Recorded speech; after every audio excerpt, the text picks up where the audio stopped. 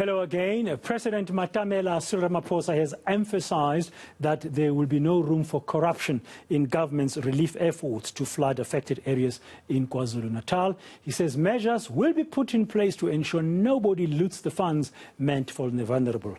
But do South Africans believe? Let's discuss this now with political analyst David Maimela. David, good afternoon. Thank you very much for your time. After the President's declaration of a national state of disaster last night, following these devastating floods in KwaZulu-Natal, because he also spoke to the issue of corruption, I've seen a lot of reaction and commentary, including, just as an example, this money that's being mobilized should be given to an NGO like Gift of the Givers, because we don't trust government.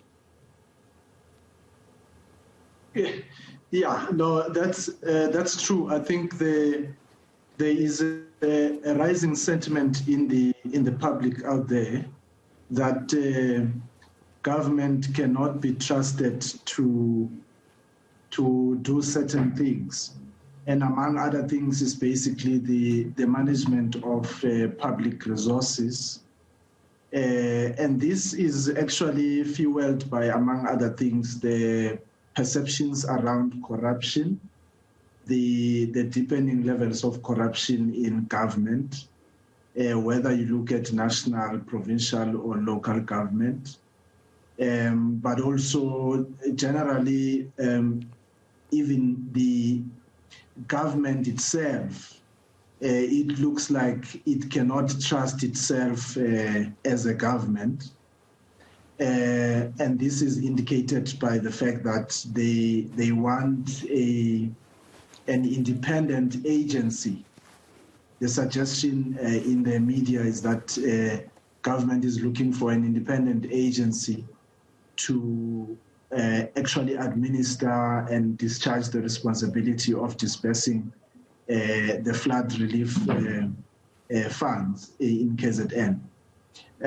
The government itself has conducted a study last year, which indicates the very simple fact that actually trust levels towards government by the people of South Africa has been actually going down, and that people are increasingly not trusting government. So one would hope that when they speak about an independent agency, it does not completely become a private entity per se, but you do have public entities that are independent agencies within the family of government that can probably discharge such a responsibility under the circumstances. There's going to have to be some effective partnership that will restore trust, hopefully,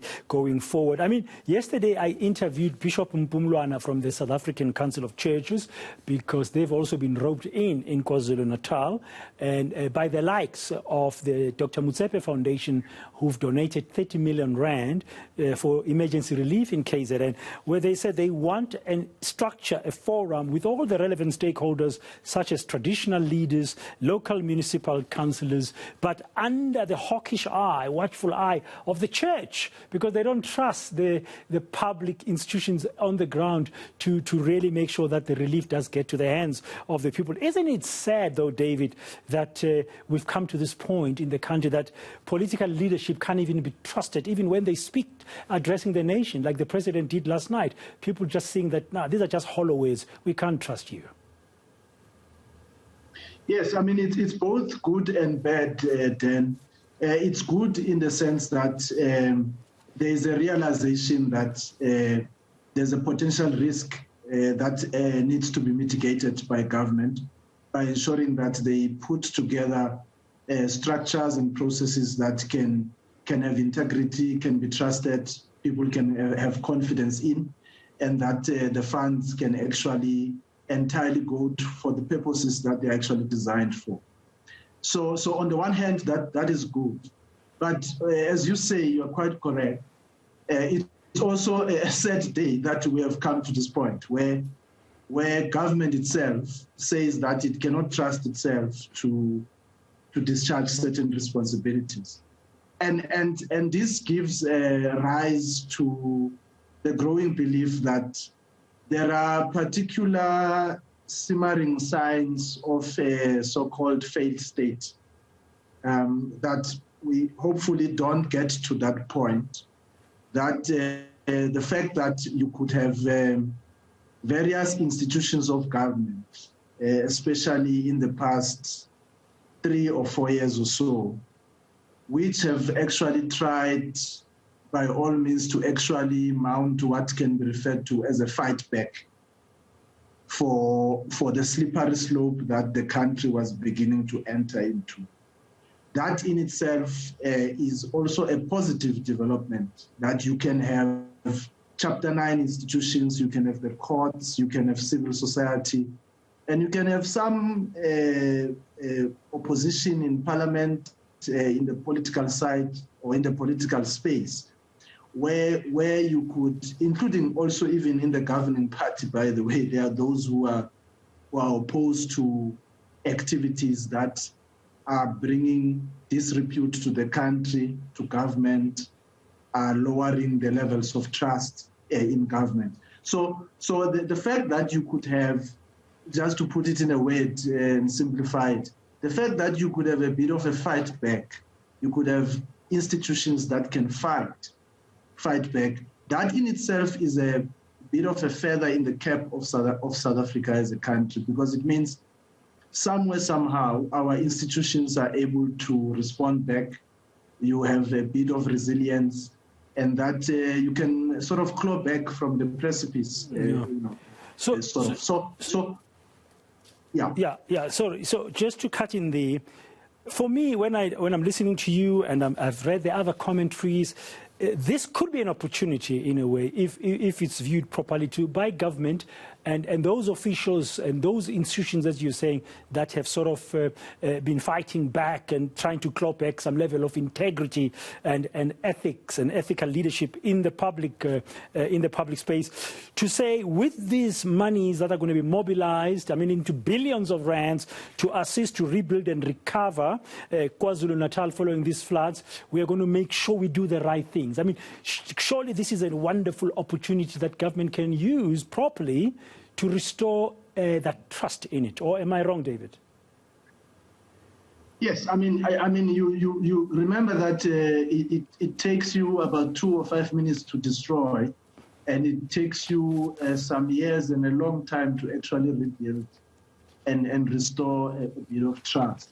So this could be used as an opportunity to put together those building blocks towards making sure that, again, people can begin to trust. Then government has an opportunity to demonstrate that they can be transparent, they can be accountable, they can use the resources wisely and for the purposes that they are intended. Yeah, but for that to happen, there's going to be having to be an efficient kind of process here, and transparency, a level of transparency. And if something, and I mean, God forbid, something happened like a semblance of a PPE kind of smell in this, they should hold people accountable and immediately take action, visible action. No, what they have to do is to build in inherent mitigating processes. So it's got to be mitigation proof. It's got to be protected already. The intervention that government is bringing in. So they don't have the luxury and the time to say we can recover or take corrective actions after the fact. So already the public expects that because of the example of PPE-related corruption, then they would have a situation where they have inbuilt mechanisms to make sure that the process is foolproof against any type of wrongdoing. Yeah, proactivity ahead. Don't wait until the process starts. David Maimela, political analyst, thank you very much for your time.